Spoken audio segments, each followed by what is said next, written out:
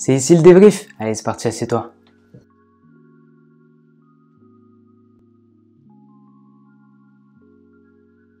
Salut à tous, c'est Conscience Foot. Conscience Foot, c'est l'amour du ballon rond. Je partage ma passion footballistique avec des analyses d'avant-match, des débriefs d'après-match, l'actualité du foot et le mercato.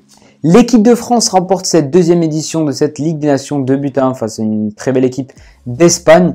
Donc dans cette vidéo, on voit ensemble la composition des deux équipes alignées au départ pour ce match, mon débrief et mes tops et mes flops. Allez, on est parti pour la composition de ces deux équipes avec Luis Enrique qui a mis en place un 4-3-3 avec Unai Simon dans les cages, Azpilicueta en latéral droit, Marco Alonso en latéral gauche, Garcia Laporte dans l'axe. Pour les milieux de terrain, Busquets était en sentinelle accompagné de Rodri et Gavi. Oyarzabal est en ailier gauche avec Ferran Torres sur le côté droit, Sarabia est en pointe. Petite surprise, c'est Koke qui aurait dû être titulaire, mais qui a été remplacé par Gavi. Et Gavi, c'est un jeune joueur prometteur qui vient de faire 17 ans et il a été formé au FC Barcelone. Didier Deschamps qui a reconduit sa même tactique que contre la Belgique, il a mis en place son équipe avec un 3-4-1-2 avec Lloris dans les cages, Koundé, Varane, Kimpembe, Pavard en latéral droit, Pogba, Tchouaméni dans l'axe, Théo Hernandez en latéral gauche et bien sûr Griezmann, Mbappé et Benzema en pointe. À noter quelques changements, c'est la titularisation de Kimpembe à la place de Lucas Hernandez et on a aussi Aurélien Tchouaméni qui a remplacé Rabiot, victime du Covid. On est parti pour ce débrief. Qu'est-ce que j'ai pensé de ce match? Tout d'abord, j'ai vu une très belle équipe espagnole avec une très grande maîtrise technique. C'est leur ADN, c'est leur identité de jeu. Depuis 2008, quand ils ont gagné, ils ont fait le triplé, c'est-à-dire Euro en 2008, Coupe du Monde en 2010 et l'Euro en 2012 avec Iniesta, Xavi, Busquets. Donc voilà, ils ont dominé le football avec leur grosse possession de balle et leur grande maîtrise technique, et ils ont été très propres, vraiment peu de ballons perdus, peu de déchets techniques. Ça a fait mal à l'équipe de France pendant ces 60 premières minutes. L'Espagne qui a quand même dominé l'équipe de France et l'équipe de France qui n'a pas vu le jour. Vraiment, c'était très compliqué. Ils ont été très bien agressés par Ferran Torres, Oyarzabal et Pablo Sarabia. Dès que les défenseurs essayaient de relancer, en fait, partaient de derrière, c'était très compliqué parce qu'il y avait un gros pressing de la part de ces trois attaquants espagnols. Au-delà de cette pression exercée par les Espagnols, on a senti une équipe de France qui avait du mal à se trouver, un peu comme contre la Belgique. C'était la première mi-temps ressemblait à la Belgique où il y a très peu d'automatisme, très peu de relations de passe entre Griezmann et Benzema. Par exemple, on a très peu vu Griezmann qui avait pour consigne de prendre la rampe de lancement Sergio Busquets pour bloquer ses passes et pour bloquer les relances espagnoles. Mais voilà, on l'a vraiment très peu vu. On a vu un Benjamin Pavard qui était aussi en dessous de ses partenaires. L'équipe de France qui va se créer quelques situations, quelques occasions, mais c'est bien trop peu et on sent quand même qu'ils ont du mal à combiner et ils ont du mal surtout à exercer un pressing collectif, un peu comme contre la Belgique. C'est trop, il y a quelques joueurs qui vont presser. Benzema a bien pressé durant ce match, Antoine Griezmann aussi a fait des efforts, mais on voit sur le côté par exemple un Benjamin Pavard et un Théo Hernandez qui sont très bas. Et du coup, on a un bloc français qui est plutôt déséquilibré avec des milieux de terrain qui vont presser haut, des attaquants qui pressent et des latéraux qui restent un peu en arrière et qui restent du coup, ça forme une ligne de 5 en fait derrière avec Koundé, Kimpembe et Varane. Tu as une équipe de France finalement qui essaie de trouver des solutions, qui essaie de rester bas avec des latéraux bas, qui ont peur de se livrer, qui ont peur de prendre des risques dans les passes. Et on voit une équipe espagnole du coup qui leur prive complètement de ballon, qui anesthésie l'équipe de France. Mais l'équipe espagnole n'arrive pas à se créer énormément d'occasions. Ils ont fait du coup très peu de tirs dans ce match. Et dans les 60 premières minutes où ils ont beaucoup dominé, ils ont une grosse position de balle. Mais c'était une position de balle finalement devant les cages qui était plutôt stérile puisqu'ils ont eu du mal à se trouver devant. Il y a eu un manque de finition, un manque de lucidité dans le dernier geste, notamment de Ferran Torres qui a loupé quelques centres et il aurait pu mieux faire sur certaines situations. Ce manque d'occasion des Espagnols et ce manque de finition est aussi dû à une très bonne défense de l'équipe de France, notamment au retour de Kimpembe qui a été très bon défensivement et qui a bien bloqué Ferran Torres qui a eu du mal à se défaire de Théo Hernandez aussi qui était bon défensivement. On a eu un bon Jules Koundé aussi. Donc voilà, c'est une bonne équipe de France défensivement en tout cas. Certes, l'équipe de France a subi durant ces 60 premières minutes. Ils ont eu très peu de ballons. Mais défensivement, en tout cas, dans le dernier geste, dans leur surface, ils ont été très présents, ont su dégager les ballons, ont été plutôt calmes et sereins, donc c'était bien défensivement.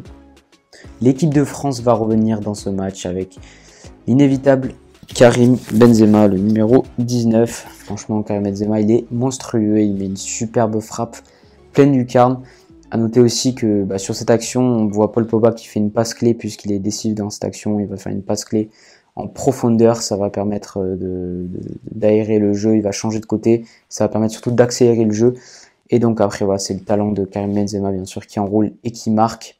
Donc voilà, on égalise assez rapidement suite à ce but espagnol. On a bien réagi, encore une fois, comme contre la Belgique, l'équipe de France qui est une équipe à réaction et qui ne s'avoue jamais vaincue, donc on a bien réagi. Théo Hernandez qui a beaucoup plus apporté offensivement, et ça c'est vu, il a fait une passive pour Kylian Mbappé qui part en profondeur, Kylian Mbappé qui a la lucidité comme un grand joueur de faire 2 passements de jambes avant de tromper Unai Simon.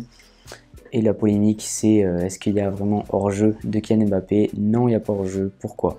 En fait, de base il est en position de hors-jeu, donc il est devant les défenseurs, les derniers défenseurs, mais en fait Eric Garcia, le défenseur espagnol, il va toucher ce ballon et donc ça va annuler le hors-jeu de Kylian Mbappé. C'est la règle. Donc voilà, il n'y a pas eu de hors-jeu en tout cas sur Kylian Mbappé. Ça a fait beaucoup de débats, mais la règle a été bien appliquée et l'équipe de France qui va s'imposer 2-1, qui a su faire preuve d'efficacité dans ce match. Ils ont quand même beaucoup subi, ils n'ont pas fait un match non plus.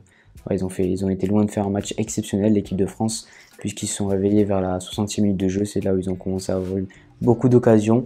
On s'est quand même pas mal ennuyé, on va être honnête, sur cette équipe de France pendant ces 60 premières minutes, mais ils ont su mettre les ingrédients de par les facteurs clés avec les passes clés qu'ils ont réussi à faire. Ils ont fait plus de choses risquées, on va dire, ils ont fait des passes risquées. C'est ça qu'il fallait faire, des passes tranchantes, des passes qui cassent les lignes du milieu de terrain espagnol. C'est ça qui a permis à l'équipe de France d'être plus dangereux, plus décisif. Et surtout, ils ont une meilleure qualité technique aussi, parce que voilà, c'est bien de vouloir jouer rapidement une touche de balle et d'accélérer le jeu, mais il faut avoir la qualité technique qui suit. D'où aussi le très bon match de Paul Pogba qui est encore une fois excellent. On a aussi Aurélien Tchouaméni qui a fait preuve d'une bonne efficacité de par ses passes. Il a réussi pas mal de passes. Il a été bon, il a fait des bons retours défensifs, notamment j'ai le souvenir d'un tacle dans la surface de réparation. Donc voilà, c'est une équipe de France encore une fois à réaction et qui remporte cette Ligue des Nations. Pour mes tops, premier top, Karim Benzema, encore une fois, Karim Benzema, il a été monstrueux, auteur de ce premier but pour l'équipe de France. Il a encore été une fois buteur, comme contre la Belgique. Il vient égaliser, il vient sonner la révolte française et il fait un super match de par ses déviations, sa qualité technique. Certes, on l'a moins vu que contre la Belgique, il s'est lui aussi réveillé dans les 30 dernières minutes de jeu, mais il a été là au bon moment, il a marqué, donc c'est pour ça que je le mets en top. Mon second top de ce match, c'est la pioche, alias Paul Pogba. Paul Pogba qui a encore réalisé une très belle performance, vraiment très bon. Il a fait, notamment on le voit dans ses statistiques, 82% de passes réussies, 6 dribbles tentés, 6 dribbles réussis, c'est le meilleur dribbleur de ce match. Il a encore une fois dynamité cette équipe de France, il est auteur d'une passe clé sur le premier but de l'équipe de France qui permet d'accélérer ce jeu, encore une fois la qualité de ses transversales, on les connaît, voilà, c'est un excellent joueur, il fait des très belles transversales. Il a aussi sonné révolte et il a su haranguer ses partenaires, notamment dans la surface de réparation. J'ai le souvenir où il tente un dribble dans la surface de réparation, il se fait accrocher et derrière il râle parce qu'il n'y a pas assez de solutions. Ses coéquipiers n'apportent pas assez de solutions autour de lui. Paul Pogba qui a encore réalisé une masterclass, encore présent dans les gros matchs, et il a su montrer son leadership qui a fait du bien à l'équipe de France. Mon dernier top de ce match, c'est Sergio Busquets. Sergio Busquets, 92% de passes réussies, encore une fois, c'est la lampe de lancement de cette équipe espagnole. Il a réalisé encore un gros match de par ses interceptions de balles, de par sa qualité de passe et sa vista, donc c'est pour ça que je le mets en flop. Pour mes flops, Benjamin Pavard, je trouve qu'il était inexistant dans ce match. Offensivement, il n'a pas assez apporté. Trop de pertes de balles, des centres qui ont été ratés. Et je trouve que même défensivement, il n'a pas eu un bon placement. Donc je l'ai trouvé en dessous de ses partenaires dans ce match. C'est la fin de cette vidéo. J'espère que tu as kiffé. Fais-le moi savoir dans les barres des commentaires. N'hésite pas comme d'habitude à liker, partager, commenter et surtout t'abonner. Ça me permet de développer ma chaîne encore et encore. Nous on se retrouve pour une prochaine vidéo. Ciao ciao.